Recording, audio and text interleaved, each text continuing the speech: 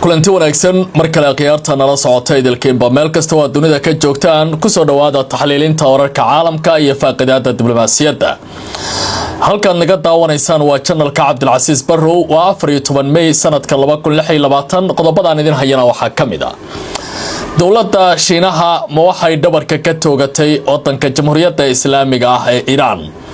wadahadal maanta dhaxmaray madaxweynaha dalka Shiinaha Xi Jinping iyo hogaamiyaha dalka Mareykanka Donald Trump labada dhinacba waxay hoosta ka xariiqeen in aysan ogolaan karin wadanka Iran inuu san yeelan karin hubka nuclear-ka arrintan maxaa lagu macnayn karaa sideese loo fasiri karaa marka la eego lahjada iyo luqadda diblomaasiyadda ee wax lagu dhigay warbixin gaar ah ayaan ku eegayaa barnaamijka intaan idinla joogo waxaan sidoo kale falanqayn doonaa dawladda Shiinaha iyo waliba Trump waxyaabo adag ay maanta isku raaceen iyadoo ay soo baxayaan warar la xiriirka dhinacyadan oo sii kordhaya wasaaradda amuraha dibadda Mareykanka waxay ku dhawaaqeen in dawladda Shiinaha loo gudbiyo walaaca la xiriira Iran laakiin aan laga codsan inay garab ku siiso Mareykanka in ay la gasho dagaal oo kaalmo militari ay ka hesho wadankaasi wasiirka amuraha dibadda ee wadanka Iran Dr. Abbas Araghchi waxa uu si ba'an u weeraray dawladda isutaga Imaaraadka Carabta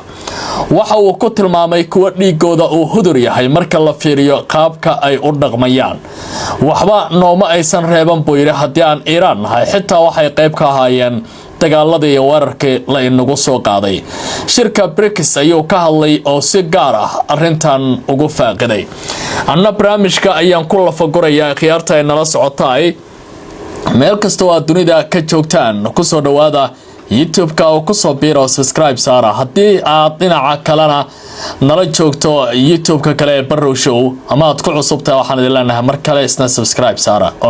oo mid walba goonidiisa u leeyahay laakiin saaxiibtinimada wadamada kuma saleysna kuwa waligood jiraya oo macnaheedu uu yahay wadan kasta inuu wax walba ku hori karayo caalamka diblomaasiyadda waa protocol ku dhisan anshax iyo isqadarin laakiin waxa ku dhacaya wadanka Iran waxa loo tilmaamayaa inuu yahay mid la yaab leh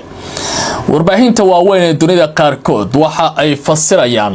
hanaanka iyo lahjada luqadeed ee lagu dhigay warka ka soo baxay dawladda Mareykanka iyo sidoo kale Shiinaha oo la xiriira dawladda Iran inaysan labadaas wadanba u ogolayn inay hesho hubka nuclear-ka dawladaha qaar mid walba waxay u fasirayaan warbaahinteeda sida iyadu rabto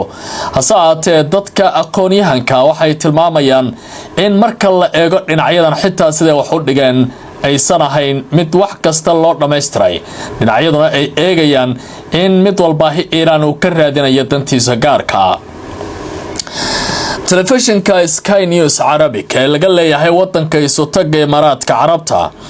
ayaa qoray in mas'uul sare oo ka tirsan aqalka cad uu sheegay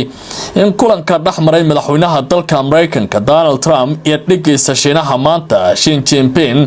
oo ka dhacay magaalada Beijing uu ku soo dhamaaday jawi wanaagsan isla markaana diiradda lagu saaray xasilinta iskaashiga dhaqaale ee u dhaxeeya labadan dhinac sida ay ku waramayaan wakaaladaha wararka galbeedka Washington Post iyo wakaalada kale ee Reuters waxa ay shaacinayaan in Iran aan loo ogolaan inay hesho hub nuclear ah sidoo kalena waxa arabka lagu adkeeyay muhiimadda ay leeyahay baa la yiri marinbiyoodka istiraatiijiga oo Hormuz inuu furnaado si loo ilaaliyo socodka maraakiibta caalamiga hadalkan ayaa yimid kadib bayaan ka soo baxay wasaaradda amuraha dibadda Shiinaha taas oo loogu baaqay in la dhiso xiriir xasilooni ah oo istiraatiiji ah oo u dhaxeeya Beijing iyo sidoo kale Washington iyadoo la maareynayo baa la yiri khilaafaadka isla markaana la balaarinayo wada hadallada labada dhinac u dhaxeeya wasaaraddu waxay sidoo kale sheegtay in labada hogaamiye ay ka wada hadleen arrimo badan oo heer gobol ah iyo kuwa caalami ah iyadoo Shiinaha mar kale uu cadeeyay in arrinta Taiwan ay tahay qodobka ugu xasaasisan ee xiriirka Mareykanka iyo Shiinuhu dhinaca kale Beijing ayaa dib u xaqiijisay diidmadeeda ku aadan iibka hubka Mareykanka ee Taiwan iyadoo lagu tilmaamay baa la yiri mowqifkaasi inuu yahay mid adag oo aan la aqbali karin khubarada sida weyn u falanqeynaya kulanka Xi iyo sidoo kale madaxweynaha dalka Mareykanka Trump waxay ku macneynayaan in mid walba uu meesha soo saaray qodobo adag oo saameyn karaya in xiriirkan uu noqonayo mid si weyn u sii shaqeyn kara marka la eego danaha isku sidkan iyo isdiidooyinka ishoryaalka ayaa muujinaya in xiisadu ay tahay mid adag. dhinaca kale madaxweynaha dalka Mareykanka Donald Trump ayaa madaxweyne Xi ku martiqaaday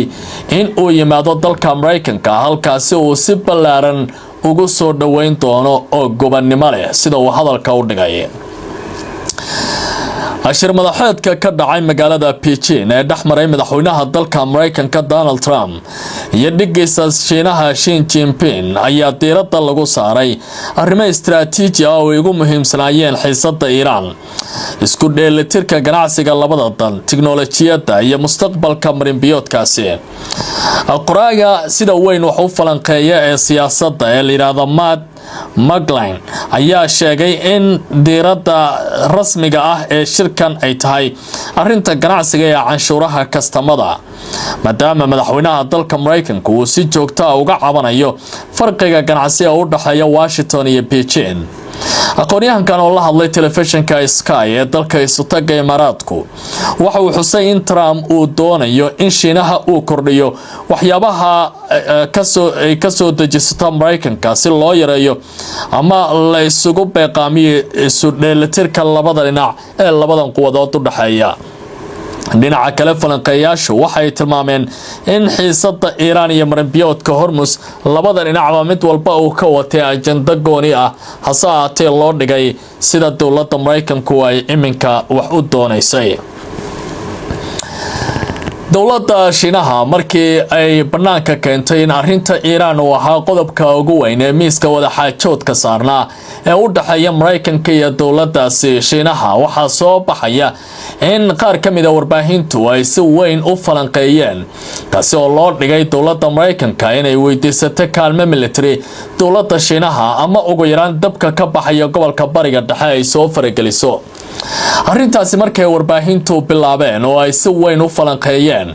waxaa dooda soo dhaxgalay wasaaradda amuraha dibadda Mareykanka. xogayaha wasaaraddaasi Marco Rubio ayaa ku dhawaaqay in la jooga baa layidhi xilli wadaxaajoodka uu muhiim ahaa hase ahaatee ma jirin wax kaalmo military ah oo dowladda Shiinaha laga weydiistay Mareykanku ay codsadeen isla markaana Mareykanku uusan ku jabin dagaalkaasi sida uu hadalkiisa u dhigay. wargeyska Ra'yul Yawm ayaa qoraya xogayaha amuraha dibadda Mareykanka Marco Rubio ayaa sheegay in madaxweynaha dalka Mareykanka uu kala hadlay madaxweynaha dalka Shiinaha dagaalka Iran iyo xiisadda la xiriirta marinbiyoodkaasi intii lagu guda jiray shir socday muddo 2 saacadood oo ka dhacay magaalada Beijing. Rubio waraysi siiyay NBC News maanta ayaa waxa uu sheegay in Shiinaha uu muujiyay diidmo ku aadan arrinta militariga in laga dhigo marinbiyoodkaasi oo la askareeyo halkaasi Hormuzna aan lacag mariin ah lagu soo rogin maraakiibta halkaasi isticmaalaysa. qodobka dambe ee lacagtu waxa uu si gaar ah u saameynaya dowladda Jamhuuriyadda Islaamiga. waxa uu xusay in mowqifka uu la jaan qaadayo aragtida Mareykanka ee marinkaasi inuu sii furnaado si loo ilaaliyo ganacsiga iyo maraakiibta caalamiga. kulanka ayaa yimi xilli ay jireen saadaalo sheegaya in Trump uu Beijing ka codsan doono ama ka codsan karo in ay door ka qaadato joojinta dagaalka Mareykanka Israa'iil iyo Iran u dhaxeeya gaar ahaan iyadoo qalalaasaha gobolku uu saameyn ku yeeshay sahayda silsiladda caalamka ee ganacsiga isla markaana uu kor u qaaday qiimaha shidaalka ee dunida. si kastaba Rubio waxa uu cadeeyay in Washington aanay wax gargaar military ah weydiisan dowladda Shiinaha waxba kama aanan codsan Shiinaha mana u baahnin caawimaad toona ayuu ku yiri hadalkiisa waraysiga uu siinaya telefishinkaasi. xogayaha amuraha dibadda Mareykanka ayaa sheegay in Trump iyo Xi ay gaareen isfahan xadidan oo ku aadan arrinta Iran iyadoo Shiinaha uu diidan yahay baa layidhi in Tehran ay hesho hub nuclear ah isla markaana qodobkaasi uu yahay guusha ugu weyn ee Washington ay kala hoyanayso Beijing. dhinaca kale war-saxaafadeedka rasmiga ah ee Shiinuhu waxa uu sheegay oo kaliya in labada hogaamiye ay ka wada hadleen arrimaha goboleed iyo kuwa caalami ah oo ay ku jiraan xiisada bariga dhexe balse si toos ah looma soo hadal qaadin arrinta la xiriirta Shiinaha aan iraahday Iran iyo hubkeeda nuclearka.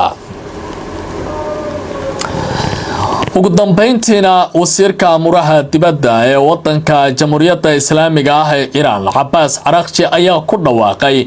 in dowladda isutaga Imaaraadka Carabta aan loo tixgelin doonin dowlad saaxiib iyo walaal ah wixii hadda ka dambeeya kadib markii la ogaaday buu yiri inay weerarkii lagu soo qaaday 28 bishii February aynu ka soo gudubnay ay qayb ka ahaayeen gudaha wadanka Iran samarkaana ay la safnaayeen Israel iyo Mareykanka tilaabo kasta oo dowladda Iran ay ku dhawaaqdan ay tahay mid Imaaraadka Carabtu ay mirahooda guran doonaan. wasiirka amuraha dibadda ee dalka Jamhuuriyadda Islaamiga ah ee Iran Dr. Abbas Araghchi ayaa khamiistan maanta ku eedeeyay dowladda isutaga Imaaraadka Carabta inay door firfircoon ka qaadatay dagaalka Mareykanka iyo Israel ay kula jiraan dalka Iran. Araghchi oo ka hadlayay shir madaxeedka BRICS oo ka soconaya wadanka Hindiya ayaa sheegay in Imaaraadku uu si toos ah ugu lug lahaa weerarada lagu soo qaaday dalkiisa. waxa uu yiri Imaaraadku waxa uu shuraaka firfircoon oo gardaran uu ka mid yahay taasi shaki noogama jiro waxaan sidoo kale cadaatay inay qayb ka qaateen weeraradan waxaana suuragal ah inay si toos ah nooga hor yimaadeen oo ay ciidamadeena la dagaalameen. wasiirka waxa uu sidoo kale warka ka soo baxay xafiiska ra'iisul wasaaraha Israel Benjamin Netanyahu ku sheegay kaas oo ahaa kulan sir ah oo dhaxmaray isaga iyo madaxweynaha isutaga Imaaraadka Carabta inkastoo Dubai ay beenisay warkaasi uu ku tilmaamay mid ay hayeen xogtooda. Araghchi waxa uu ku eedeeyay Imaaraadku in uusan xitaa cambaarayn weerarkii dagaalkii markii uu bilowday taas oo tilmaantay cadeynta muujinaysa mowqifkooda ku aadan dagaalka iyo burburinta Iran inay raalli ka ahaayeen.